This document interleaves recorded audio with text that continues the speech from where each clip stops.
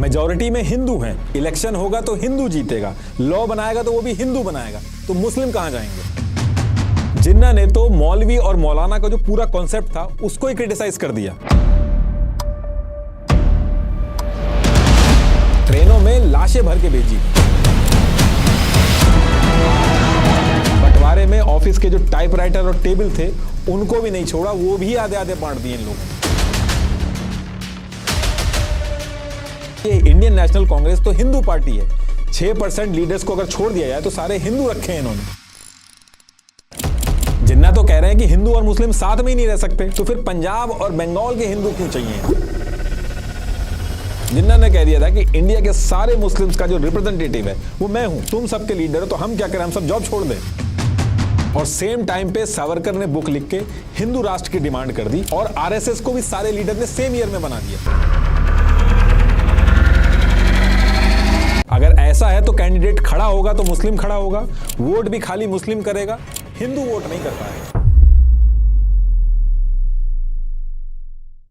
देखिए, इससे पहले हमने बात की थी ईस्ट इंडिया कंपनी की कि कैसे एक मसाले का बिजनेस करने आई छोटी सी कंपनी ने हमारे देश को गुलाम बना लिया था और फिर क्या क्या करके हमने उनसे आजादी ली, उसके ऊपर भी वीडियो बनाई थी। और आज ये जो वीडियो है इसमें हम बात करेंगे कि जब आजादी मिल गई थी तो फिर ऐसी क्या मजबूरियां बन गई थी उस टाइम पे कि इंडिया का पार्टीशन करना पड़ा, और बड़े से बड़े दिग्गज जो थे वो इस चीज को रोक क्यों नहीं पाए। आज 77 साल हो चुके हैं इस पार्टीशन को, लेकिन आज भी आपको लोग बहस करते हुए दिख जाएंगे कि ये जो पार्टीशन हुआ ये सही हुआ या गलत हुआ, क्या सच में ऐसी कोई चीज हो सकती थी जो इस पार्टीशन को रोक देती, एक्चुअल में इसका जिम्मेदार कौन है। और देखिए, जब भी हमारे देश के पार्टीशन की बात होती है तो हमारे इमोशंस जो है वो बहुत ज्यादा हाई रहते हैं। जिस तरीके से हमारे लिए जिन्ना विलन है, वैसे ही आप पाकिस्तान में जाके बात करोगे तो वहां पे नेहरू और गांधी जी को गलत बताया जाता है। और कुछ का ये भी मानना है कि अगर सरदार वल्लभ भाई पटेल या फिर सुभाष चंद्र बोस जी होते तो ये जो मैटर था ये वहीं पे सॉल्व हो गया होता। आप अगर इस मुद्दे पे कभी किसी से बात करोगे तो हर कोई कहता है कि ये नहीं होना चाहिए था, हम तो चाहते ही नहीं थे कि ऐसा हो, सब लोग आपस में प्यार से रहते थे, ये तो नेताओं ने मजबूरी बना दी थी। लेकिन जब उस टाइम पर एक दूसरे को मारने काटने की बात आई तो कोई भी पीछे नहीं हटा। नफरत ऐसी थी कि 15 से 20 लाख लोगों को काट दिया गया था। देखिए, इस पार्टीशन के बाद कई लोग सड़क पे आ गए थे, अपना घर जमीन काम छोड़ के उन्हें फिर से शुरुआत करनी पड़ी थी। वैसे तो वो टाइम एकदम अलग था, लेकिन आज भी फाइनेंशियल सिक्योरिटी की वही वैल्यू है। फ्यूचर सिक्योर करने के लिए अब लोग अलग अलग तरह के इन्वेस्टमेंट्स करते हैं, जिसमें से स्टॉक मार्केट एक है। अब देखिए, स्टॉक मार्केट के अंदर फायदे की गारंटी तो कोई नहीं ले सकता, लेकिन आप करेक्ट नॉलेज से अपने फायदे की प्रोबेबिलिटी जरूर बढ़ा सकते हैं। जैसे पिछले एक साल में बॉन्डाना इंजीनियरिंग का स्टॉक 20 टाइम्स इंक्रीज हुआ है, क्योंकि इनको 1700 करोड़ के ऑर्डर्स मिले थे। ऐसे ही आदित्य विजन के कई स्टेट्स में स्टॉक एक्सपेंशन करने के बाद उनका स्टॉक प्राइस 100 टाइम्स बढ़ा। और ऐसे ही केपीआई ग्रीन को जब बड़े ऑर्डर्स मिले तो उनका स्टॉक प्राइस बढ़ा। तो इससे आप समझ सकते हैं कि इन कंपनीज के प्राइस बढ़ने में लॉजिक था। तो अगर आपके पास कंपनी के ऑर्डर्स, एक्सपेंशन, सेल्स और प्रॉफिट जैसी इंपॉर्टेंट इंफॉर्मेशन है तो आप लॉजिकली बेटर डिसीजन ले पाओगे। लेकिन इस तरीके की इंफॉर्मेशन निकालने के लिए आपका बहुत ज्यादा टाइम जाएगा, और इसका सॉल्यूशन दिया है सॉवरेन ने। ये बहुत इजी है, विद इन फ्यू क्लिक्स आप देख सकते हैं किस कंपनी को बड़े ऑर्डर्स मिले, किसका एक्सपेंशन हुआ, कंपनी का प्रॉफिट क्या है, और ऐसे और भी बहुत सारे इंपॉर्टेंट डेटा। और सॉवरेन की जो इंफॉर्मेशन है ये कोई प्रिडिक्शन नहीं है, बल्कि एनएसई और बीएसई से सोर्स्ड एक्यूरेट इंफॉर्मेशन है। सॉवरेन आपके टाइम की रिस्पेक्ट करता है और सिर्फ इंपॉर्टेंट इंफॉर्मेशन देता है। और इसके साथ साथ सॉवरेन अपने नए यूजर्स को 45 डेज का फ्री ट्रायल देता है। और आप यहां पे फेमस इन्वेस्टर आदित्य जोशी से इन्वेस्टिंग भी सीख सकते हैं, वो भी बिल्कुल फ्री में। तो आज ही सॉवरेन ऐप को डाउनलोड करें, link is in the description. तो टॉपिक पे वापस आते हैं। तो एक्चुअल में उस टाइम पे ऐसी क्या सिचुएशंस बन गई थी और मजबूरी ऐसी क्या फंसी थी कि बड़े से बड़े भारतीय जो थे उनकी भी स्ट्रेटेजीज फेल हो रही थी। और इस पार्टीशन के पीछे जिम्मेदार कौन है, गलती किसकी है, एक एक डिटेल मैं आपके सामने रखूंगा, ताकि अगली बार जब आपके सामने कोई पार्टीशन की बात करे तो आपको एक्चुअल डिटेल पता हो। तो देखिए, ये है कराची, और कराची के इस खरादर डिस्ट्रिक्ट के इस घर में, उस टाइम पे ब्रिटिश इंडिया का पार्ट था, तो इस घर में एक जिन्ना बाई पूंजा नाम से एक बिजनेसमैन रहता था। और इस बिजनेसमैन के यहाँ पे 25 दिसंबर 1876 को एक लड़के का जन्म होता है जिसका नाम पड़ता है मोहम्मद अली जिन्ना, जो इस पूरी सिचुएशन का सबसे मेन कैरेक्टर है। जिन्ना के जो दादा थे वो पहले हिंदू थे, लेकिन बाद में इन्होंने मुस्लिम रिलीजन को अपना लिया था। इनके दादा पहले खोजा कास्ट से थे। खोजा कास्ट के लोग पहले हिंदू हुआ करते थे, फिर बाद में इन्होंने इस्लाम रिलीजन अपना लिया था और फिर आगे जिन्ना जो थे उन्होंने भी मुस्लिम रिलीजन को ही फॉलो किया। अब जैसे जैसे जिन्ना बड़े होने लगे तो जिन्ना ने कराची के Christian missionary society high school से अपनी स्कूलिंग पूरी की और फिर इसके बाद ये लंदन चले गए और वहां जाके अपनी लॉ की पढ़ाई करने लगे। अब काफी टाइम तक जिन्ना लंदन में रहने के बाद, वहां पे अपनी पढ़ाई करने के बाद, वकीलों के बीच में रहने के बाद जिन्ना ईयर 1896 में कराची वापस आ जाते हैं। लेकिन जिस दिन ये कराची पहुंचते हैं उसी दिन इनकी फैमिली से इनको पता चलता है कि इनके जो फादर हैं, जो बिजनेसमैन थे, उनको पैसे का भारी नुकसान हो गया और इनके ऊपर बहुत सारा लोन हो गया। तो ये सारी चीजें जब पहुंचने के बाद इनको पता चलती हैं तो जिन्ना जो थे वो अपना कमाने का इंतजाम जो है वो शुरू कर देते हैं और ईयर 1900 आते आते बॉम्बे में जाके अपनी लीगल प्रैक्टिस शुरू कर देते हैं। और इस टाइम पे जो आजादी की लड़ाई वगैरह चल रही थी इससे बिल्कुल दूर थे और गांधी जी जो थे वो भी उस टाइम पे साउथ अफ्रीका में थे। तो कहने का मतलब है कि जिन्ना और गांधी जी उस टाइम पे अंग्रेजों के खिलाफ जो आजादी की स्ट्रगल चल रही थी उससे बिल्कुल दूर थे और उस टाइम पे किसी ने नहीं सोचा था कि ये जो दोनों हैं आगे चल के कितना बड़ा काम करने वाले हैं। देखिए उस टाइम पे ब्रिटिश इंडिया का जो मैप था वो ये था। ये जो आप ब्लू में देख रहे हैं ये प्रिंसली स्टेट्स थे जिनको ब्रिटिशर्स इनडायरेक्टली रूल करते थे और बाकी ये जो पूरा येलो एरिया है इसको ब्रिटिशर्स डायरेक्टली रूल करते थे और ये जो येलो एरिया है आगे चल के इसी एरिया का पार्टीशन होना था।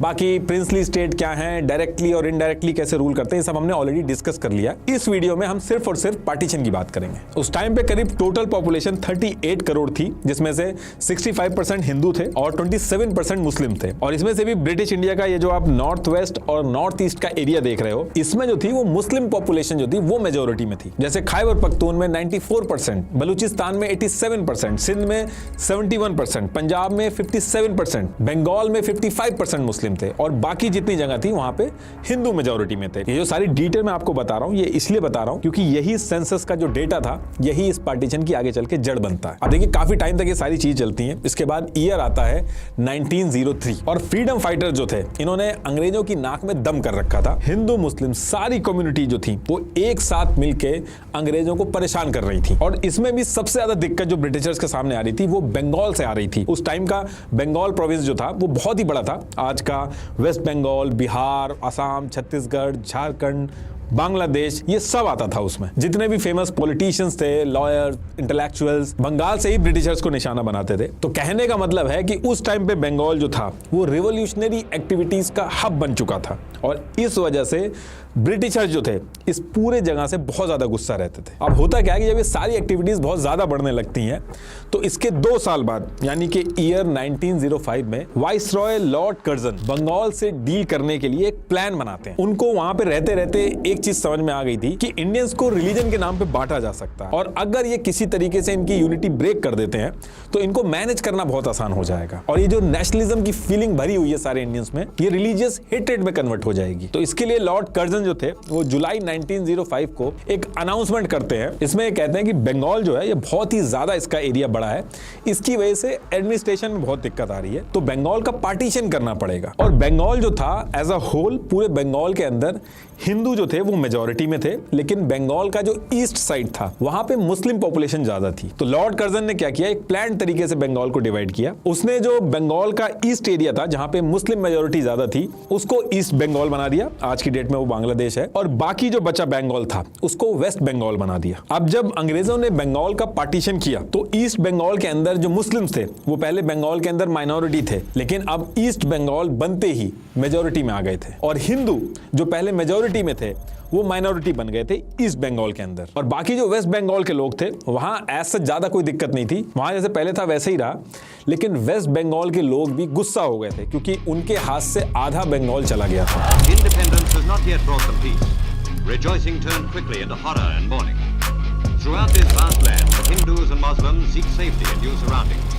Peace-loving people, theirs is the real country. अब ये जो बंगाल का पार्टीशन हुआ था इस चीज को लेके इंडियन नेशनल कांग्रेस ने सबको इकट्ठा किया, आंदोलन करना स्टार्ट किया कि बंगाल का जो पार्टीशन है ये गलत है। लेकिन कहीं ना कहीं ईस्ट बंगाल के जो मुस्लिम्स थे उनको इस पार्टीशन से उतनी ज्यादा दिक्कत नहीं हुई। जैसे पहले एक साथ अंग्रेजों के खिलाफ लड़ाई लड़ी जाती थी, धरने दिए जाते थे, इस बार ये जो बंगाल का पार्टीशन हुआ था इसको लेके जो धरने वगैरह दिए जा रहे थे, ईस्ट बंगाल के जो मुस्लिम्स थे, एक सेगमेंट था मुस्लिम्स का, वो इसमें एक्टिवली पार्टिसिपेट नहीं कर रहे थे। और ये पहली बार एक ऐसी सिचुएशन बनी थी जहां पे एक साथ आंदोलन करने की बजाय ये डिस्कशन स्टार्ट हो गया था कि ये जो इंडियन नेशनल कांग्रेस है ये हिंदुओं की पार्टी है। पूरी पॉपुलेशन के 26% मुस्लिम्स हैं, लेकिन कांग्रेस ने अपनी पार्टी में सिर्फ 6.59% मुस्लिम डेलीगेट्स रखे हैं। और डिस्कशन ये था कि कल को अगर अंग्रेज चले भी गए, कि लड़ाई तो सब लोग लड़ रहे हैं, लेकिन मुस्लिम्स जो हैं उनकी तो फिर भी नहीं चलेगी, क्योंकि कांग्रेस तो हिंदुओं की पार्टी है, इलेक्शंस भी होंगे तो हिंदू ही जीतेंगे, तो आजादी के बाद भी हमारी उतनी नहीं चलेगी। लेकिन इंडियन नेशनल कांग्रेस ने इस चीज को भांप लिया था। उनको समझ में आ गया था कि ये जो रिलीजियस एंगल उठने लगा है ये इस पूरे मूवमेंट को खराब कर देगा। तो उन्होंने अपने हर स्टेप में एक ही स्टांस रखा। वो स्टांस ये था कि उन्होंने ये कहा कि देखिए, रिलीजन जो है वो आपका एक प्राइवेट मैटर है, रिलीजन के बेस पे पॉलिटिक्स करना बहुत ही डेंजरस हो सकता है। और उन्होंने हर कम्युनिटी को जाके यही चीज समझाई कि हम अंग्रेजों के खिलाफ जिस आजादी की लड़ाई लड़ रहे हैं उसमें हम एक सेकुलर इंडिया को देखते हैं, जिसमें हर धर्म, हर कम्युनिटी के लिए जगह होगी, आपको कोई भी डरने की बात नहीं। कांग्रेस ने यही मैसेज कन्वे किया कि नेशनलिज्म और देश जो है वो किसी भी धर्म या कम्युनिटी से बड़ा होता है। इनफैक्ट जो उस टाइम पे धर्म की बात करते थे उनको कांग्रेस वाले कम्युनल बोलते थे। लेकिन ये जो बंगाल का पार्टीशन हुआ था, इसमें हिंदू मुस्लिम के बीच में एक दरार पड़ चुकी थी और अंग्रेजों का जो प्लान था वो काम करने लगा था। और ये जो टाइम चल रहा था, इसी बीच में जिन्ना की भी एंट्री होती है पॉलिटिक्स में। ईयर 1906 में कांग्रेस कलकत्ता के अंदर एक सेशन कर रही थी, इसी में जिन्ना आए थे और जिन्ना ने कांग्रेस को ज्वाइन कर लिया था। देखिए, थोड़ा सा जिन्ना के बारे में बता देता हूं आपको। जिन्ना की जो आज इमेज है,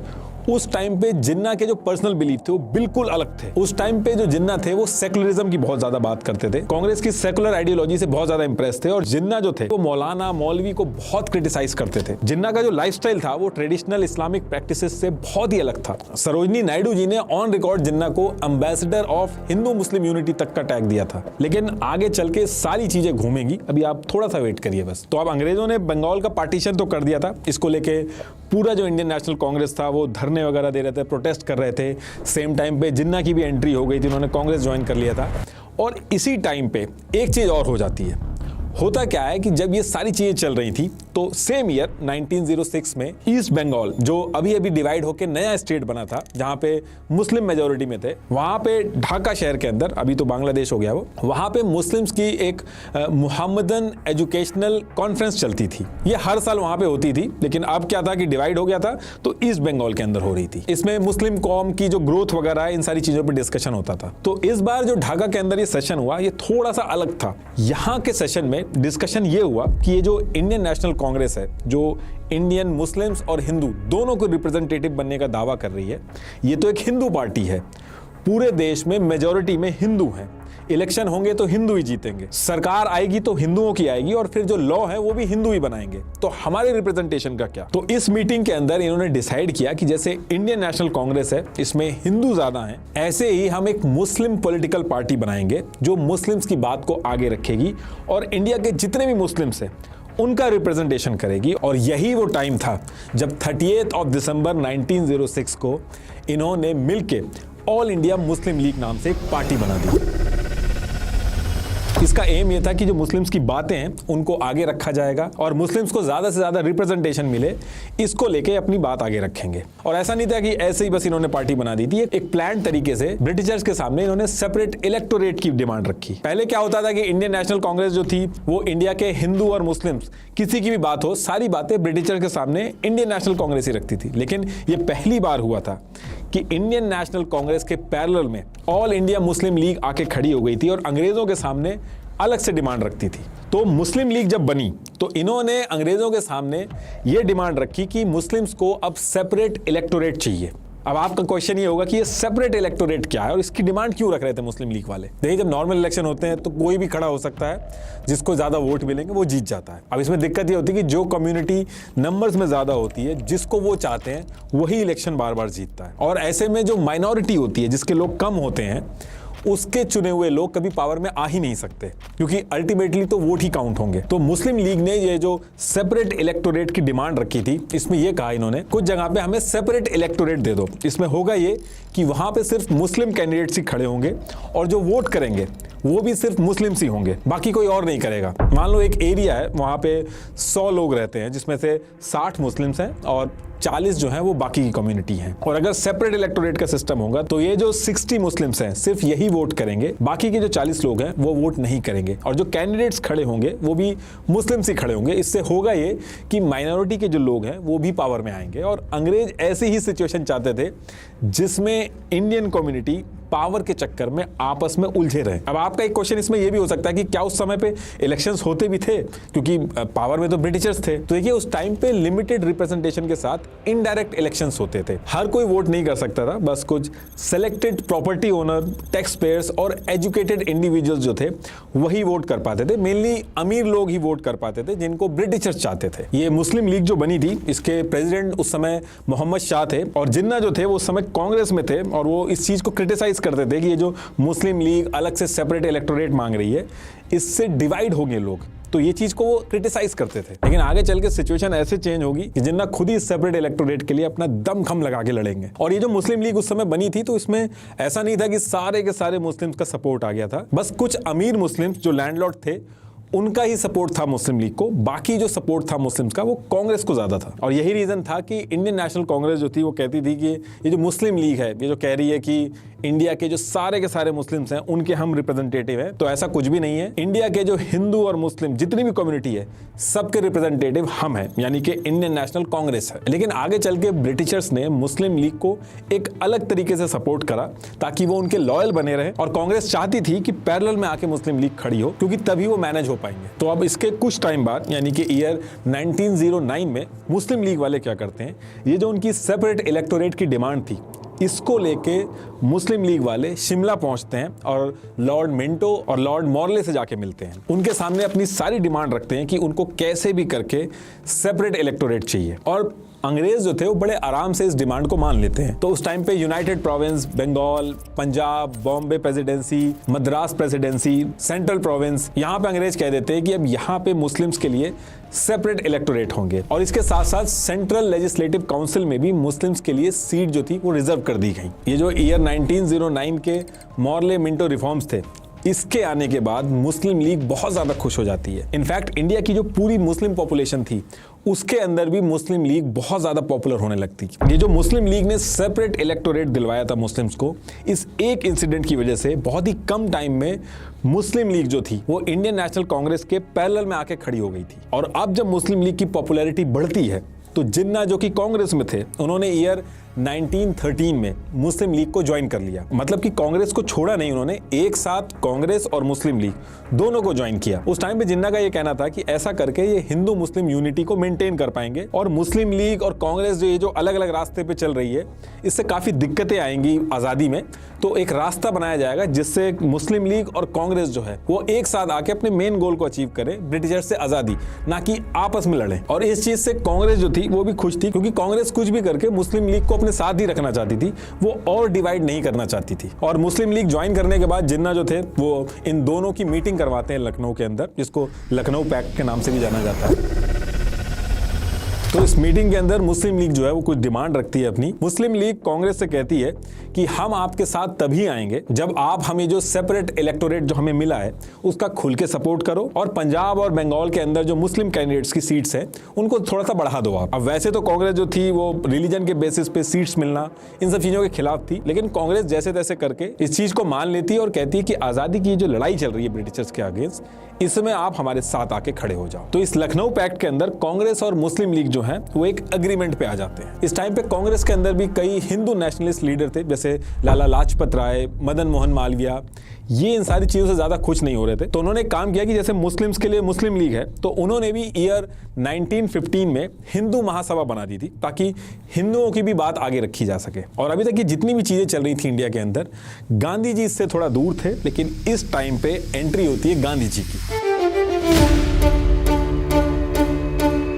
इसी टाइम पे गांधी जी साउथ अफ्रीका से इंडिया वापस आ जाते हैं, और यहां से कांग्रेस जो बैकफुट पे जा रही थी, हर चीजें माननी पड़ रही थी, उसकी सिचुएशन जो है वो बदल जाती है। गांधी जी जब आए थे तो उन्होंने क्या क्या किया था, कांग्रेस किस तरीके से ज्वाइन की थी, वो सारी चीजें हमने ऑलरेडी डिस्कस कर रखी है, तो मैं वो सारी चीजें नहीं डिस्कस करूंगा, सिर्फ पार्टीशन पे ही फोकस रखूंगा। अब गांधी जी के आने के कुछ टाइम बाद एक सिचुएशन बनती है। उस टाइम दुनिया के अंदर फर्स्ट वर्ल्ड वॉर जो थी वो खत्म हुई थी, और एलाइड पावर जो थी जिसमें ब्रिटिश एम्पायर था उसने ऑटोमन अंपायर को हरा दिया था। और उस टाइम पे ऑटोमन अंपायर के जो हेड होते थे उनको कैलिफ यानी खलीफा कहा जाता था, और पूरे वर्ल्ड के जो मुस्लिम्स थे वो इनको अपना स्पिरिचुअल और रिलीजियस लीडर मानते हैं, क्योंकि ये हजरत प्रॉफिट मोहम्मद के सक्सेसर थे। तो उस टाइम पे हुआ ये था कि वॉर जीतने के बाद एलाइड पावर, जिसमें ब्रिटिश अंपायर भी था, इन्होंने ऑटोमन अंपायर को बांटना शुरू कर दिया था और अपने अंडर में लेना शुरू कर दिया था। और ऐसे एरियाज जिसमें मुस्लिम्स के होली प्लेसेस थे, जिनके ऊपर कैलिफ यानी खलीफा का कंट्रोल था, वो सारे एरिया भी ये अपने अंडर लेने लगे थे। और इस पर्टिकुलर चीज से पूरे वर्ल्ड के जो मुस्लिम्स थे बहुत ज्यादा गुस्सा थे,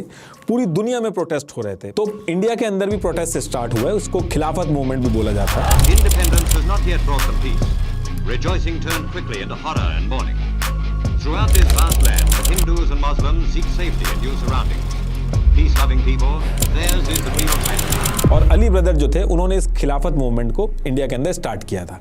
अब गांधी जी ने इसको हिंदू मुस्लिम यूनिटी के लिए एक अपॉर्चुनिटी की तरह देखा। तो गांधी जी खिलाफत मूवमेंट्स के जो अली ब्रदर्स थे इनसे जाके मिलते हैं कि हम ये जो आपकी खिलाफत मूवमेंट है इसमें आपका पूरा सपोर्ट करेंगे अंग्रेजों के खिलाफ, हिंदू मुस्लिम सब मिलके अंग्रेजों के खिलाफ आएंगे। और इस चीज को लेके गांधी जी ने एक एक हिंदू से अपील की कि खिलाफत मूवमेंट के सपोर्ट में आए, कई सारी कॉन्फ्रेंस भी की। उसी टाइम पे कांग्रेस का नागपुर में सेशन चल रहा था, गांधी जी ने उसके अंदर भी मुस्लिम्स के साथ साथ हिंदुओं को भी जोड़ के खिलाफत इशू को डिस्कस किया था। अब इससे हुआ ये कि इंडिया के जो मुस्लिम्स थे वो कन्विंस हुए और कांग्रेस के सपोर्ट में आए। कांग्रेस जो कहती थी कि हम इंडिया के अंदर हिंदू और मुस्लिम्स दोनों के रिप्रेजेंटेटिव हैं, ये चीज और स्ट्रांग हो गई। और कांग्रेस की जो सेकुलर अप्रोच थी, जिसमें कहा गया था कि इंडिया एक सेकुलर देश होगा, हिंदू मुस्लिम सब एक साथ रहेंगे, ये चीज और स्ट्रांग हो गई थी। कहने का मतलब है कि कांग्रेस जो है वो स्ट्रांग हो गई थी। और इस टाइम पे मुस्लिम लीग जो थी वो थोड़ी डाउन पड़ी थी। वो जो दावा कर रही थी कि इंडिया के सारे मुस्लिम्स की वो रिप्रेजेंटेटिव है, उसका ये दावा थोड़ा हल्का पड़ गया था। अब इसके बाद एक और बहुत ही सरप्राइजिंग चीज होती है, जिन्ना जो थे वो कांग्रेस और मुस्लिम लीग से रिजाइन मार देते हैं। एक तो वो कहते हैं कि जब से गांधी जी आए हैं और जिन तरीकों का यूज करके वो नॉन कोऑपरेशन मूवमेंट और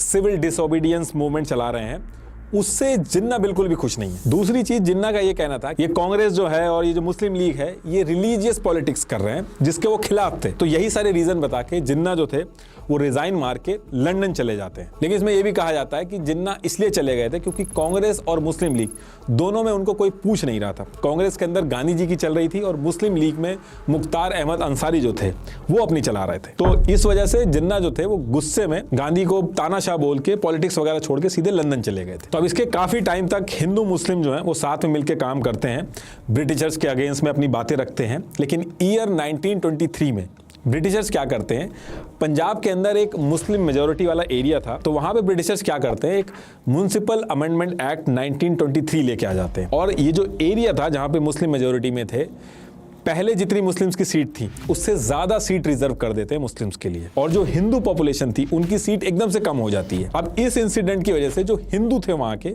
वो भड़क जाते हैं कि सेपरेट इलेक्टोरेट भी दिया जा रहा है मुस्लिम्स को, सेंट्रल लेजिस्लेटिव काउंसिल में भी अलग से सीटें रिजर्व की जा रही हैं और यहाँ पे भी हमारी सीट कम कर दी गई हैं। तो इसकी वजह से इस पूरे एरिया में हिंदू मुस्लिम जो टेंशन थी वो दोबारा से बढ़ने लग गई थी, और इस चीज का इंपैक्ट जो था वो इंडिया के बाकी पार्ट में भी पड़ा। तो हिंदू महासभा ने भी कहा कि अगर ऐसी बात है तो हिंदू जो है उनको भी रिलीजन के नाम पे ज्यादा सीटें दो। और सेम टाइम पे वीर सावरकर जो कि अंडमान के सेलुलर जेल में बंद थे, उन्होंने Hindutva who is a Hindu इस नाम से एक बुक भी लिख दी थी जिसमें हिंदुत्व और हिंदू राष्ट्र बनाने की बातें कही गई थी। इसको अंग्रेजों ने उसी टाइम पे बैन कर दिया। तो ये सारी चीजें एक ही साथ हो रही थी, और उसी टाइम पे पंजाब और यूपी में आर्य समाज ने शुद्धि कैंपेन लॉन्च कर दिया था। और फिर इसका इंपैक्ट धीरे धीरे इतना बड़ा कि 2 साल बाद हिंदू कम्युनिटी के कई लीडर्स ने मिलकर आरएसएस का भी फॉर्मेशन कर दिया था।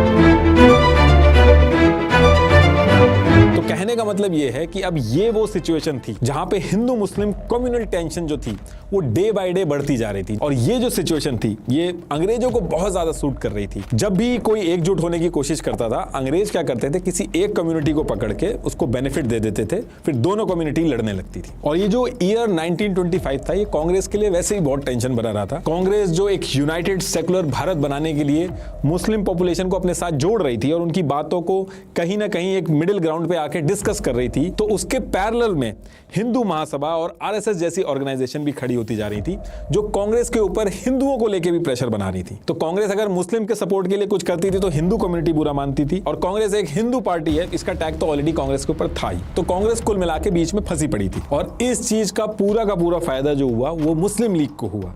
उसने इस मौके का फायदा उठा के ज्यादा से ज्यादा इंडिया के जो मुस्लिम थे वो अपनी तरफ जोड़े। हिंदू महासभा हो गई, आरएसएस हो गई, इन्होंने बहुत ज्यादा प्रेशर बनाया कांग्रेस के ऊपर। इस तरह का प्रेशर था कि अगले साल यानी कि 1926 में कांग्रेस ने बंगाल और पंजाब एरिया में जितने भी कैंडिडेट उतारे सब के सब हिंदू उतारे, और इसकी वजह से मुस्लिम पॉपुलेशन जो थी वो कांग्रेस से नाराज हो गई थी। तो अब ऐसा टाइम आ चुका था कि जो मुस्लिम लीग थी उसको इंडियन मुस्लिम्स का सपोर्ट मिलने लगा था, और इसी को ध्यान में रखते हुए ईयर 1930 में मुस्लिम लीग जो है वो अपना नेक्स्ट स्टेप लेती है। मुस्लिम लीग के प्रेसिडेंट मोहम्मद इकबाल ने अपने इलाहाबाद सेशन में अनाउंस कर दिया कि देखिए अब ऐसा नहीं चलेगा, हमें हमारा हक चाहिए। ये जो Punjab, north west frontier province जिसे खैबर पख्तून भी कहते हैं, सिंध और बलूचिस्तान, इन सबको जोड़ के एक स्टेट बना दो। ये पहली बार था जब मुस्लिम लीग ने एक सेपरेट स्टेट की डिमांड करी थी। ये याद रखिएगा कि सेपरेट स्टेट की डिमांड की है, सेपरेट कंट्री की डिमांड नहीं की है। सेपरेट कंट्री की डिमांड अभी थोड़ी देर में आएगी आगे। और ये जो पाकिस्तान वर्ड था, पहली बार ये वर्ड जो था वो भी इसी टाइम पे निकला था। कैम्ब्रिज यूनिवर्सिटी के स्टूडेंट चौधरी रहमत अली ने एक पैम्पलेट बनाया था जिसका टाइटल था नाउ और नेवर,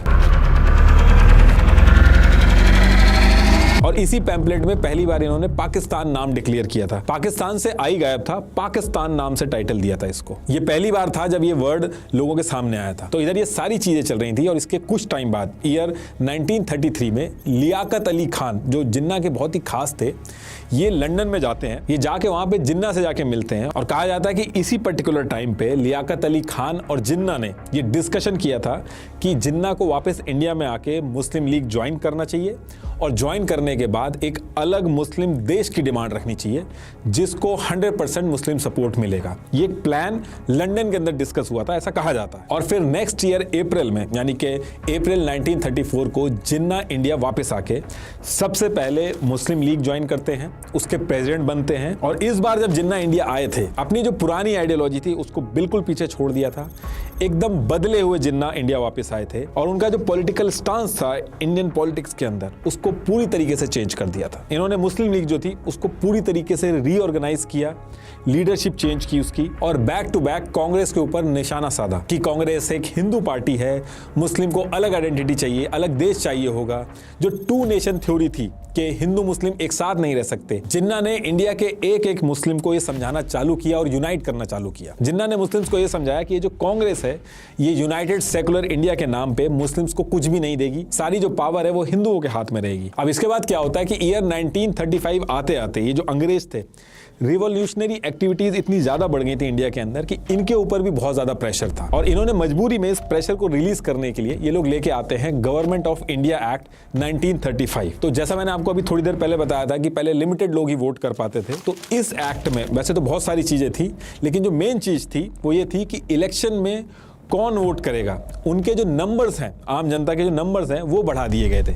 अब इस एक्ट के आने के बाद जो इलेक्शन होंगे उसमें करीब 30 to 35 मिलियन इंडियन वोटर जो थे वो वोट करने के लिए एलिजिबल हो गए थे, जिसमें यह था कि थोड़ा बहुत पढ़ा लिखा होना चाहिए, टैक्स भरना चाहिए उसको, कुछ लैंड अगर उसके नाम पे हो तो वो वोट कर सकता है। तो कुल मिला के जो गवर्नमेंट ऑफ इंडिया एक्ट 1935 आया था, इसमें मोटा मोटी ये था कि पूरे इंडिया के स्टेट्स में इलेक्शन होंगे, और इंडियन पॉलिटिकल पार्टी जैसे कांग्रेस, मुस्लिम लीग, हिंदू महासभा, ये सब इलेक्शन लड़ेंगे, और जो जीतेगा वो उस स्टेट के अंदर चलाएगा, और उसके साथ साथ एक अपना ये गवर्नर भी रख देंगे उस स्टेट के अंदर। तो ये प्लान था इनका। और इस एक्ट को लाने के बाद नेक्स्ट ईयर 1936 में ये जो अंग्रेज थे ये इलेक्शन करवाते हैं। टोटल 1585 सीट्स पे इलेक्शन होने थे, और इस इलेक्शन में हिंदू महासभा, मुस्लिम लीग जो थी, इन सबको बुरी तरीके से पीछे करके कांग्रेस जो थी वो 707 सीट्स पे जीत जाती है, और मुस्लिम लीग जो थी वो सिर्फ 106 सीटें जीतती है। यहां तक कि हाल ये हो गया था इस इलेक्शन में कि जो सीट्स मुस्लिम्स के लिए सेपरेट इलेक्टोरेट के साथ रिजर्व थी, तो कांग्रेस ने वहां पे भी मुस्लिम कैंडिडेट्स खड़े करके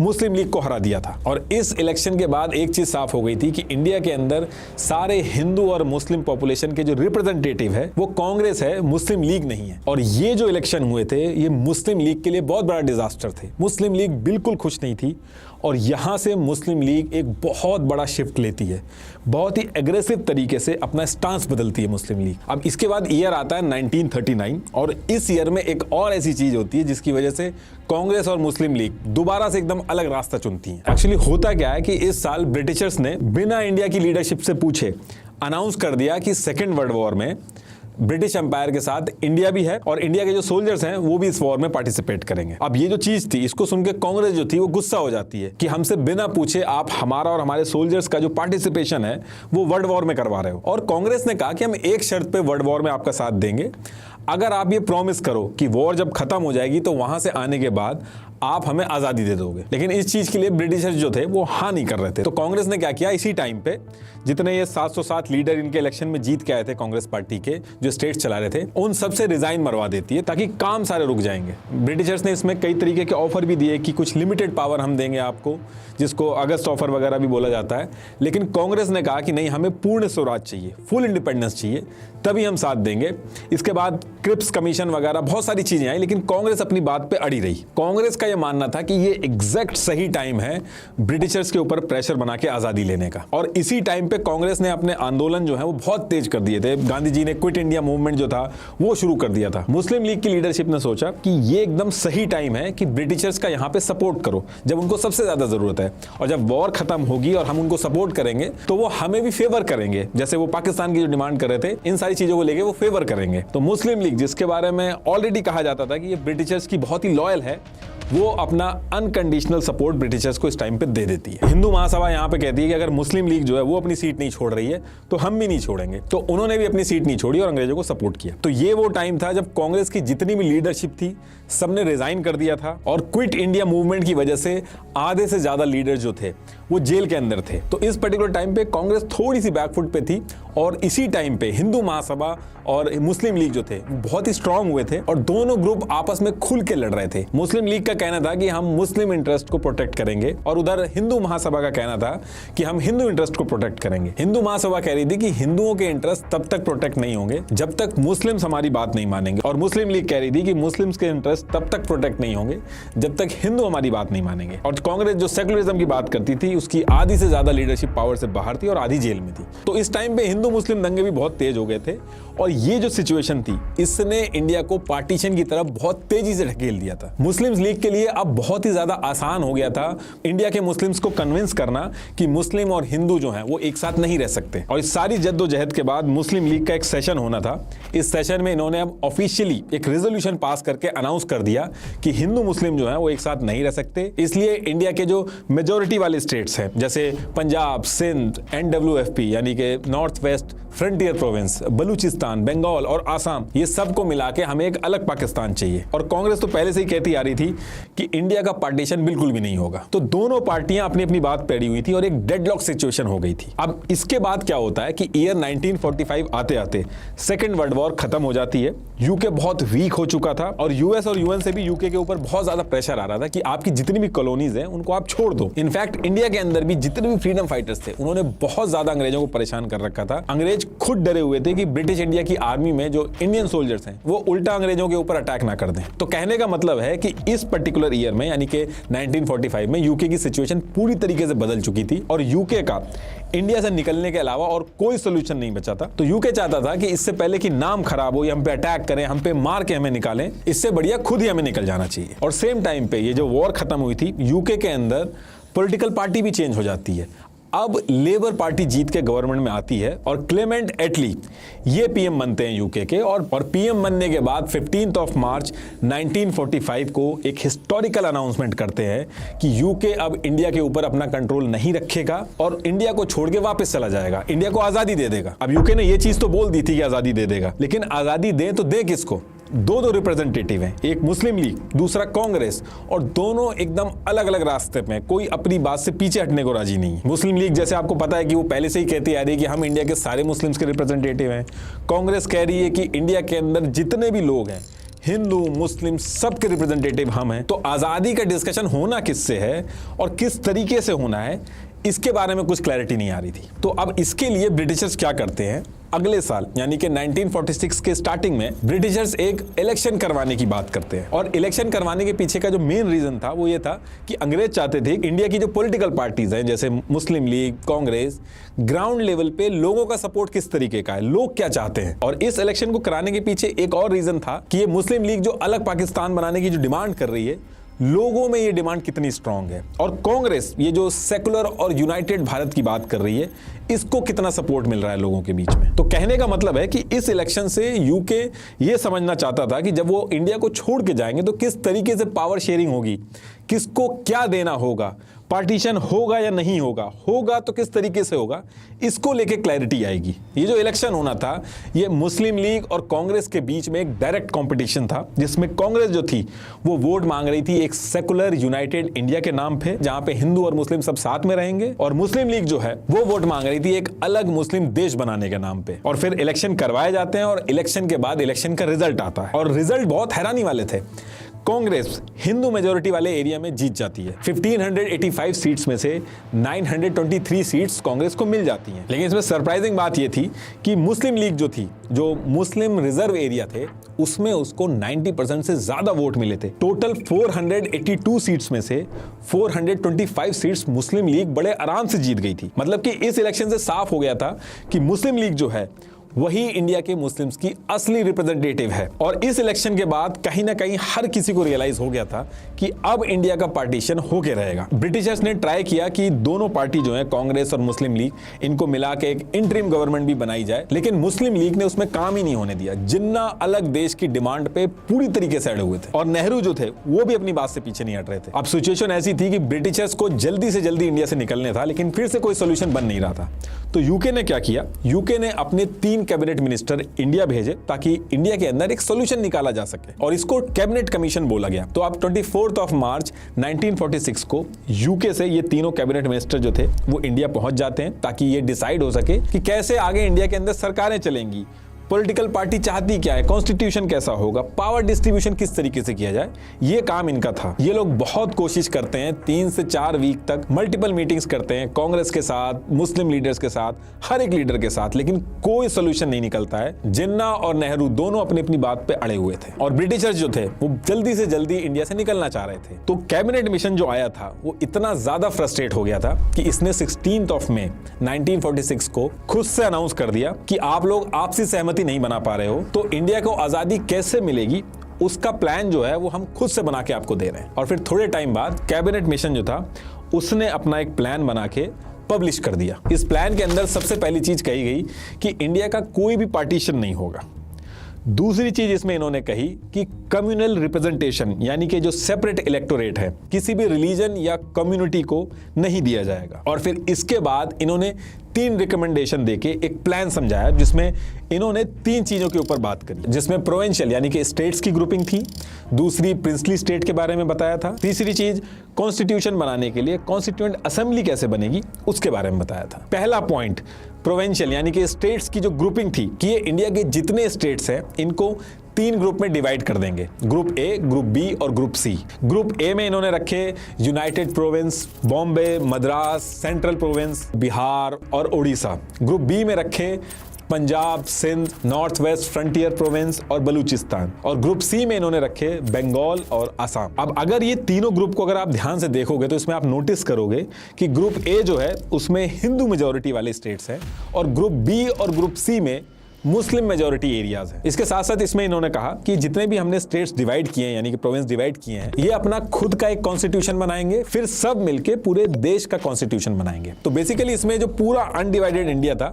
इसको सिर्फ और सिर्फ एक सेंट्रल गवर्नमेंट के अंडर में ना रखे 3 टियर सिस्टम बना दिया था। सबसे पहले सेंट्रल गवर्नमेंट, उसके बाद ग्रुप्स होंगे और उसके बाद स्टेट्स होंगे। सेंट्रल गवर्नमेंट के हाथ में सिर्फ फाइनेंस, फॉरेन अफेयर और कम्युनिकेशन होगा, बाकी जितनी भी चीजें होंगी वो सारी की सारी स्टेट जो है वो खुद डिसाइड कर लेगा। और ये जो पूरा सिस्टम बना के अंग्रेजों ने भेजा था, इस पूरे सिस्टम में सेंट्रल गवर्नमेंट जो थी वो बहुत वीक हो गई थी, स्टेट्स के पास ज्यादा पावर आ गई थी। और इसके बाद इसमें एक चीज और इन्होंने कह दी थी कि 5 साल जब हो जाएंगे तो कोई भी स्टेट चाहे तो अपनी मर्जी के हिसाब से ग्रुप को छोड़ के दूसरे ग्रुप में जा सकता है। और ये जो बाकी बचे हुए प्रिंसली स्टेट थे ये चाहे तो इंडिपेंडेंट रह सकते हैं या फिर इंडिया के साथ मिल जाए। और तीसरी चीज कॉन्स्टिट्यूएंट असेंबली, जो कॉन्स्टिट्यूशन बनाएगी इंडिया का, उसमें कौन कौन होगा, उसमें इन्होंने ये कहा कि जिस कम्युनिटी की जितनी पॉपुलेशन होगी उसकी परसेंटेज के हिसाब से कॉन्स्टिट्यूएंट असेंबली में भी उस कम्युनिटी के उतने ही मेंबर आएंगे ताकि हर कम्युनिटी का रिप्रेजेंटेशन हो सके कॉन्स्टिट्यूशन बनाने में। अब इसमें पाकिस्तान बनाने की जो डिमांड थी वो तो पूरी तरीके से हट गई थी, लेकिन उसके बाद भी जिन्ना जो थे वो इस प्लान के लिए एग्री कर गए थे। और वो इसलिए कर गए क्योंकि जो पाकिस्तान वो डिमांड कर रहे थे उनको उससे भी बड़ा पाकिस्तान फ्यूचर के अंदर बनता हुआ दिख रहा था। इसमें रूल था कि 5 साल बाद जो ग्रुप जो चाहेगा, जहां से जहां मूव करना चाहेगा कर सकता है। तो जिन्ना ने सोचा कि आगे चल के सेंटर के हाथ में तो ज्यादा पावर है नहीं, तो अपना और बड़ा पाकिस्तान बनाने में आसानी होगी। थोड़ा टाइम लगेगा, लेकिन जो वो चाह रहे हैं वो अचीव कर लेंगे। लेकिन कांग्रेस ने इस चीज को पकड़ लिया था। कांग्रेस ने कहा कि चलो बाकी सारी चीजें तो इसमें सही हैं कि आप इंडिया को डिवाइड नहीं कर रहे हो, 3 ग्रुप में आपने बना दिया है, बस इसमें 1-2 चीजें चेंज करनी होंगी। एक तो ये जो आपने ग्रुप बनाए, यानी कि जो 3 ग्रुप बनाए आपने, स्टेट्स को डिवाइड किया है, इसमें किसी भी स्टेट के लिए कंपलसरी नहीं होना चाहिए कि वो किस ग्रुप में रहेगा। ये चीज बोली कांग्रेस ने। कांग्रेस के हिसाब से ये होना चाहिए कि ये जो आपने 3 ग्रुप बनाए हैं, कोई स्टेट किसी भी ग्रुप में जाना चाहे तो वो कर सके, इसको मैंडेटरी नहीं होना चाहिए। अब ये चीज अगर हो जाती तो इससे जिन्ना का जो सपना था वो टूटता हुआ दिख रहा था। और इसके साथ साथ कांग्रेस ने कहा कि ये जो आपने सेंटर के हाथ में पावर दी है, बहुत ही कम दी है, इसको और स्ट्रॉन्ग करना चाहिए सेंटर को, क्योंकि अभी भले ही आप यूनाइटेड इंडिया बना दे रहे हो, लेकिन अगर सेंटर के हाथ में पावर नहीं होगी तो आगे चल के देश टूटेगा, क्योंकि स्टेट जो है वो अपनी मनमानी करेंगी। अब कांग्रेस की ये जो 2 डिमांड थी, इसको लेके ब्रिटिशर्स काफी हद तक एग्री हो गए थे, लेकिन जिन्ना जो थे उनका प्लान जो था वो पूरी तरीके से फेल हो रहा था इन सब चीज़ों को करने से।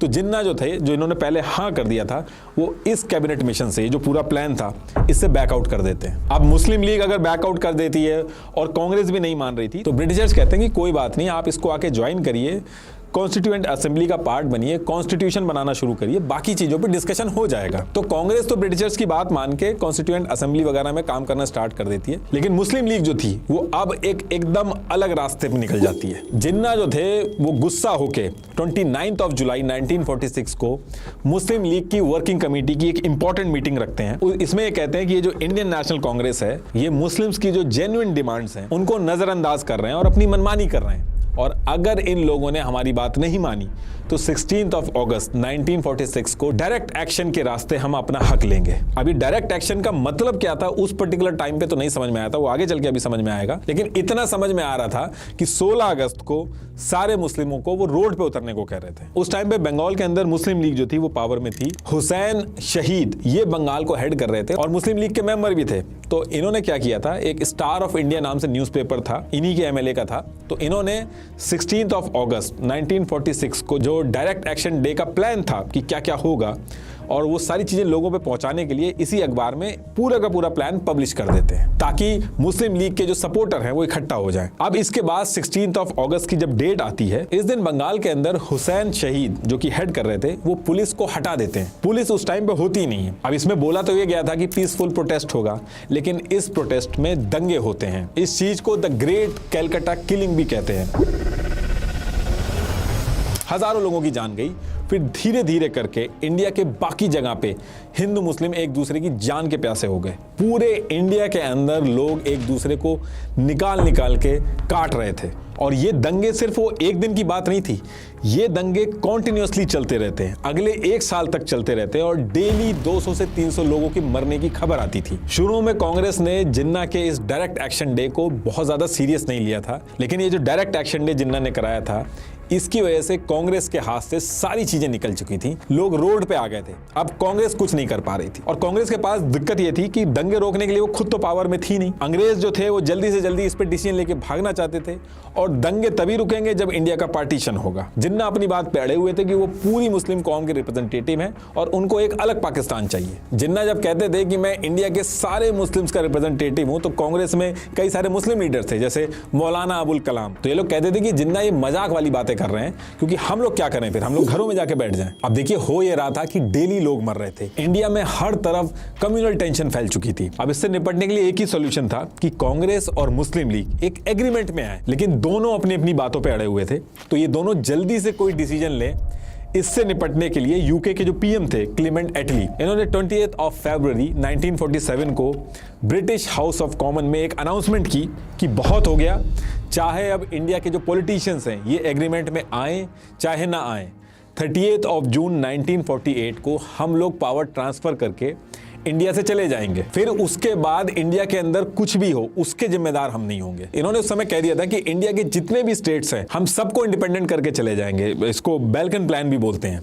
इससे नेहरू जी और जिन्ना दोनों परेशान हो गए। नेहरू जी कह रहे थे कि कहां हम 2 देश बांटने को रेडी नहीं है, आप इतने सारे टुकड़े करने की बात कर रहे हो। जिन्ना जो थे वो भी 6 प्रोविंस को मिला के एक पाकिस्तान बनाना चाहते थे, और ऐसे में पाकिस्तान के भी टुकड़े हो जाएंगे और हर स्टेट का जो लीडर होगा वो छोटे छोटे स्टेट का हेड बन जाएगा। एक्चुअल में तो कहीं ना कहीं इनकी पीएम बनने की भी एस्पिरेशन थी, और अंग्रेज ने ये जो डेट दी थी 30 जून 1948 की, अगर जिन्ना और नेहरू अड़े रहते, मानते नहीं और अंग्रेज यहां से चले जाते, तो इंडिया की जो इंटरनल सिचुएशन है वो आउट ऑफ कंट्रोल हो जाती। जगह जगह पे दंगे ऑलरेडी हो रहे थे, कॉन्स्टिट्यूशन बना नहीं था, जिन्ना की जिन एरिया में पकड़ती वहां पे क्या होता, कितनी मारकाट होती, क्या सिचुएशन होती, ये इमेजिन भी नहीं किया जा सकता था। तो जब अंग्रेजों ने ये एक स्पेसिफिक डेट दे दी कि हम चले जाएंगे, तो नेहरू जी और जिन्ना दोनों सेम पेज पे आने की कोशिश करना स्टार्ट करते हैं। और अब यहां से कांग्रेस जो थी वो भी अब पार्टीशन के ऑप्शन के बारे में डिस्कशन स्टार्ट कर देती है।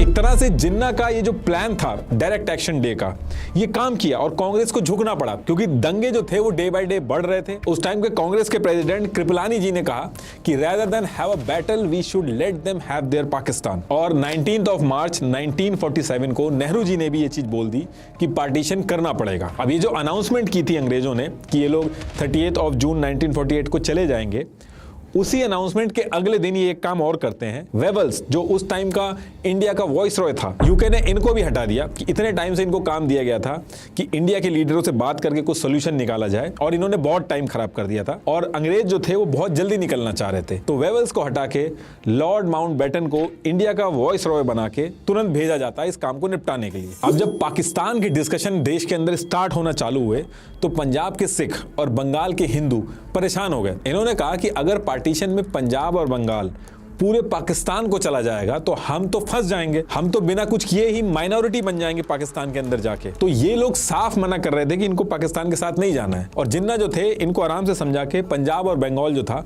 वो पूरा लेने की डिमांड कर रहे थे। उनका कहना था कि ये जो पंजाब और बंगाल के सिख और हिंदू हैं, ये पाकिस्तान में आराम से रह सकते हैं माइनॉरिटी बन के, कोई दिक्कत नहीं आएगी। और इसको लेके जिन्ना को क्रिटिसाइज भी किया गया, क्योंकि जिन्ना का कहना था कि हिंदू मुस्लिम एक साथ नहीं रह सकते, इसलिए इंडिया का बंटवारा करना होगा। लेकिन जब पंजाब और बंगाल की बात आ रही है, तो वहां पे ये हिंदू और सिख को अपने पाकिस्तान में रखने के लिए आराम से तैयार है। तो इसी चीज पे कहा गया कि जिन्ना को सिर्फ पावर से मतलब है, और ये बंटवारा भी किसी के राइट्स के लिए नहीं कर रहे हैं, बल्कि पाकिस्तान के हेड बनने के लिए कर रहे हैं। और अब इसके बाद डेट आती है 3 जून 1947। तो बहुत ही डिटेल्ड डिस्कशन के बाद माउंटबेटन क्या करते हैं, इस डेट को इंडिया और पाकिस्तान को 2 अलग देश बनाने का एक प्लान पब्लिक करते हैं। इसे माउंटबेटन प्लान भी बोला जाता है। इसमें माउंटबेटन ने इंडिया और पाकिस्तान 2 अलग देश बना के दोनों देशों को डोमिनियन स्टेटस दिया, मतलब कि देश को आजादी तो मिल जाएगी, इंटरनल मैटर, एडमिनिस्ट्रेशन, जितनी भी गवर्नेंस होगी सब खुद से करी जाएगी, लेकिन इंडिया और पाकिस्तान दोनों ब्रिटिश क्राउन के अंडर रहेंगे। ये चीज इसलिए की गई थी क्योंकि माहौल बहुत ज्यादा खराब था उस टाइम पे,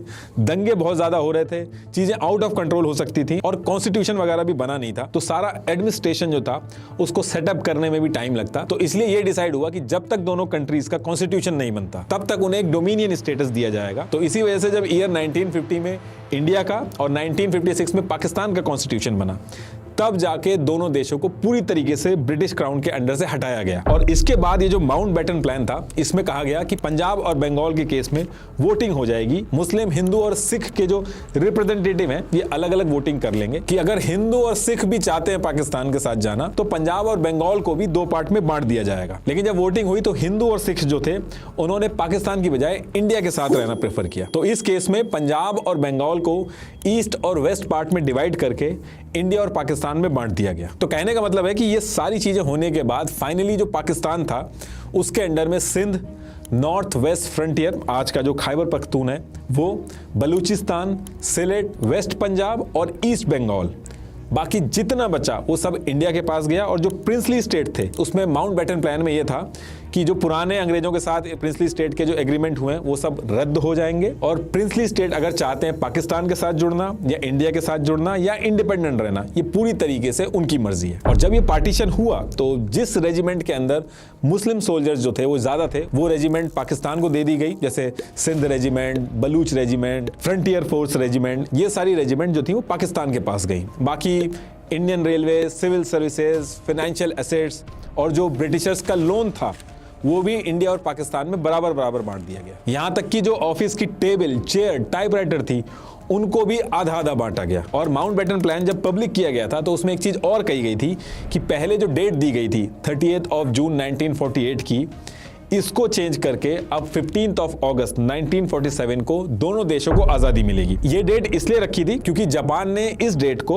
अलाइड फोर्सेस के सामने सरेंडर किया था और माउंटबेटन जो थे उस टाइम साउथ ईस्ट एशिया में सुप्रीम कमांडर थे, तो ये डेट जो थी वो यादगार बनाना चाहते थे और बहुत क्लोज थी उनके, तो इसीलिए उन्होंने ये डेट फिक्स करी थी। इसके बाद माउंटबेटन प्लान में यह कहा गया था कि एक कमेटी बनाई जाएगी जिसके जो चेयरमैन है वो रेडक्लिफ होंगे और इंडिया और पाकिस्तान का बॉर्डर कहां से जाएगा और किस किस जगह से जाएगा ये कमेटी वो चीज फिक्स करेगी। कांग्रेस वर्किंग कमेटी के मेंबर राजा जी ने कहा था कि अच्छा हुआ कि आजादी की जो डेट है वो 30 जून 1948 से चेंज कर दी गई थी, क्योंकि अगर अंग्रेज अगले साल तक के लिए रुकते तो कोई पावर बचती ही नहीं जिसको ट्रांसफर किया जा सकता। इस पूरे माउंटबेटन प्लान को जब कांग्रेस और मुस्लिम लीग ने एक्सेप्ट कर लिया तो इसको 4 जुलाई 1947 को इंडियन इंडिपेंडेंस बिल के नाम से बहुत ही जल्दबाजी में ब्रिटिश पार्लियामेंट में लेके जाया गया और फिर जल्दी जल्दी डिस्कशन करके इस बिल को यूके के parliament, house of common, house of Lord में पास करके और फिर अगले दिन यूके के जो किंग थे उनसे साइन करा के ये जो बिल था अब ये एक्ट बन जाता है जिसका नाम होता है इंडिया इंडिपेंडेंस एक्ट 1947। इसी एक्ट के थ्रू हमें आजादी मिली थी। अब इसके तुरंत बाद जो इंडिया पाकिस्तान का जो बॉर्डर बनने के लिए कमीशन बना था उसके चेयरमैन रेडक्लिफ, इनको कहा जाता है कि जल्दी से जल्दी इंडिया पाकिस्तान का बॉर्डर बनाओ और इसके लिए इनको सिर्फ 3 वीक का टाइम दिया गया। ये जो रेडक्लिफ थे जिनको बॉर्डर बनाने का काम दिया गया था, इनको इंडिया के बारे में कुछ भी नहीं पता था, ना तो कभी इससे पहले ये इंडिया आए थे और यहां तक इनको पंजाब एक्चुअल में पड़ता कहां पे है ये तक नहीं पता था। तो इनको इंडिया का जो कल्चर है, इंडिया की जियोग्राफी है, उसके बारे में कुछ भी आइडिया नहीं था। लेकिन इन्होंने क्या किया, इंडिया के मैप को एक पेपर पे मंगवाया और जहां बॉर्डर बनाना था वहां की डिस्ट्रिक्ट का हिंदू मुस्लिम पॉपुलेशन का सारा डेटा मंगवाया। फिर ये एक एक डिस्ट्रिक्ट उठा के इन्होंने हिंदू मुस्लिम मेजोरिटी वाले एरिया के हिसाब से बॉर्डर बनाते चले गए और ऐसे करके इन्होंने एक पेपर पे इंडिया के 2 टुकड़े कर दिए। अब इसके बाद डेट आती है 14 अगस्त 1947, लेकिन अभी तक बॉर्डर कहां पे बनाया जाएगा ये चीज रेडक्लिफ ने ऑफिशियली अनाउंस नहीं की थी, तो किसी को भी नहीं पता था कि इंडिया पाकिस्तान का बॉर्डर होगा कहां पे। अब नेक्स्ट डे 15 अगस्त 1947 यानी कि टेक्निकली 14 अगस्त 1947 की रात को 12 बजे के बाद इंडिया और पाकिस्तान की आजादी डिक्लेयर होनी थी। लेकिन पाकिस्तान अपनी इंडिपेंडेंस इंडिया के साथ नहीं मनाना चाहता था, वो अपनी आइडेंटिटी इंडिया से अलग रखना चाहता था। और इसके साथ साथ माउंटबेटन जो इंडिया के वॉइस रॉय थे उनके लिए भी 15 अगस्त को कराची और दिल्ली में एक साथ आजादी की जो सेरेमनी थी उसको अटेंड करना एक चैलेंज था। तो पाकिस्तान ने 14 अगस्त को ही अपनी इंडिपेंडेंस अनाउंस कर दी और जब ये चीज कर दी गई तो ब्रिटिश अथॉरिटी जो थी उसने भी 14 अगस्त को ही पाकिस्तान की जो इंडिपेंडेंस थी उसको अपने रिकॉर्ड में रखा और नेक्स्ट डे 15 अगस्त को इंडिया को इंडिपेंडेंस मिल जाती है। The national flag, saffron, white and green tricolour, was publicly unfurled. For the rest, it was proud, proud, proud, all rejoicing over the birth of the Dominion of India. Independent India के जो पहले governor थे वो Mountbatten को ही बनाया गया था। ऐसा इसलिए किया गया था क्योंकि अभी भी काफी सारे एसेट्स बचे थे, उनका डिवीजन होना था और इंडिया और पाकिस्तान के बीच में स्मूथली पावर ट्रांसफर होने में भी बहुत सारी चीजें थी। तो इन सारी चीजों के लिए एक न्यूट्रल आदमी चाहिए था। तो ये सारी चीजों को देख के इंडिया ने फैसला लिया था कि आजाद भारत के जो गवर्नर जनरल बनेंगे वो लॉर्ड माउंटबेटन ही बनेंगे। लेकिन पाकिस्तान की तरफ जिन्ना ने खुद को बनाया था गवर्नर जनरल। अब आजादी के 2 दिन बाद यानी कि 17 अगस्त 1947 को इंडिया पाकिस्तान का जो एक्चुअल बॉर्डर था रेडक्लिफ उसको अनाउंस कर देते हैं। अब उस टाइम पे इंफॉर्मेशन इतनी आसानी से नहीं पहुंचती थी, तो कई कई जगह पे तो ऐसा हुआ कि लोग अपना काम कर रहे थे तो कोई आके जाके बताता था कि यहां से अब घर छोड़ के चलना पड़ेगा, अब ये इंडिया नहीं रहा, अब ये पाकिस्तान हो गया। ये जो इस टाइम पे हर किसी को पावर लेने की जल्दी थी, किसी को पावर छोड़ के जाने की जल्दी थी, इसकी वजह से जो मिसमैनेजमेंट हुआ उसकी वजह से बहुत लोगों की जान गई। जैसे ही अनाउंसमेंट होती है बॉर्डर की तो बांग्लादेश के अंदर ये जो यहाँ पे रहने वाले हिंदू थे वो माइग्रेट होकर यहाँ जाना चालू कर देते हैं और यहाँ के रहने वाले मुस्लिम जो थे वो माइग्रेट होकर यहाँ जाना चालू कर देते हैं। ऐसे ही पंजाब की बात करें तो इस साइड लाखों सिख इधर माइग्रेट होना चालू कर देते हैं, ऐसे ही मुस्लिम जो थे वो इधर माइग्रेट होना चालू कर देते हैं। और इन दोनों एरिया में सबसे ज्यादा कम्युनल टेंशन थी पहले, तो इस पूरे माइग्रेशन में बहुत ज्यादा मारकाट हुई। कई जगहों पे लाइन लगी होती थी, एक दूसरे को लोग कहते थे कि मेरा घर मैं वहां पे छोड़ के आ रहा हूं, तुम वहां पे जाके रह लेना। इस तरीके की हालात हो गए थे। अब ये माइग्रेशन ऐसा नहीं था कि गाड़ियां आई सबको बैठा के ले गई, इस माइग्रेशन में बहुत ही ज्यादा बड़े स्केल पे दंगे स्टार्ट होते हैं, औरतों के कपड़े फाड़े जाते हैं, जबरदस्ती होती है, लोग एक दूसरे को काटना शुरू कर देते हैं, ट्रेनों में लाशें भर के भेजी जाती थी, रातों रात लोगों को अपना घर छोड़ के भागना था और अपनी जान बचानी थी, और इसके बाद भी अपने अच्छे खासे घर छोड़ के उनको रिफ्यूजी कैंप में जाना था। लोगों में आपस में नफरत किस लेवल की थी इसका अंदाजा आप इस तरीके से लगा सकते हो कि पार्टीशन हो चुका था, सॉल्यूशन हो चुका था, अब किसी भी बात का कोई भी मतभेद नहीं था, उसके बाद भी 10 से 20 लाख लोग पार्टीशन होने के बाद, सॉल्यूशन मिलने के बाद भी काट दिए गए। आज भी अगर आपके आसपास कोई ऐसा परिवार होगा या आपके जानने में कोई ऐसा होगा जो पार्टीशन के टाइम पे जो लोगों के बच्चे होंगे अभी, अगर आप उनसे बात करोगे तो बताएंगे कितना खतरनाक था। कई ऐसे केस भी थे जहां 20-20 साल होने के बाद भी लोग रोते थे कि मुझे मेरे घर बॉर्डर के उस पार भेज दो, मुझे घर वापस जाना है। और सबसे बड़ी बात, जिन्ना जो इस बंटवारे के लिए अड़े हुए थे, ये सब होने के बाद अगले ही साल उनको टीबी हो जाता है और उससे उनकी डेथ हो जाती है। और फिर इसके बाद 26 जनवरी 1950 को जब इंडिया का कॉन्स्टिट्यूशन बनता है, तब इंडिया का जो डोमिनियन स्टेटस था वो हट जाता है और इंडिया को पूरी तरीके से आज़ादी मिल जाती है। पाकिस्तान का जो डोमिनियन स्टेटस था वो 23 मार्च 1956 को हटा था और फिर पाकिस्तान भी पूरी तरीके से आज़ाद हो गया था। लेकिन आज की डेट तक लोग इस बंटवारे को भूले नहीं हैं। आज भी उनके दिल में जो उस टाइम पे हुआ था वो सारी चीजें रहती हैं। लास्ट में एक बार फिर से आपको बता दूं, सॉवरेन अपने नए यूजर्स को 45 डेज का फ्री ट्रायल देता है। इसमें आप फेमस इन्वेस्टर आदित्य जोशी से इन्वेस्टिंग सीख सकते हो बिल्कुल फ्री। तो आज ही सॉवरेन ऐप डाउनलोड करें, link is in the description. Thank you.